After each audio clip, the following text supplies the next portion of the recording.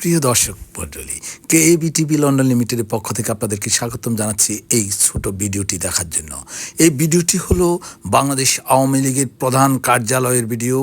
এখানে আপনারা দেখুন আসলে যে শেখ হাসিনা সরকারের পতন হওয়ার পর জনগণের অভ্যুত্থানের মুখে যখন শেখ হাসিনা বাংলাদেশ ছেড়ে ভারতে পলায়ন করে তারপর থেকে জনগণের রোষে পতিত হয় এই অফিসটি, এবং জনগণ এই অফিসটির সকল অঙ্গ প্রত্যঙ্গ ইট বালুকে খুলে খুলে তাদের প্রতিবাদ জানিয়েছে, তাদের ঘৃণা প্রকাশ করেছে। যেই অফিসটিতে সারাক্ষণ মানুষে নেতা কর্মীতে মুখর ছিল, সেই অফিসটিতে এখন আর কেউ থাকে না।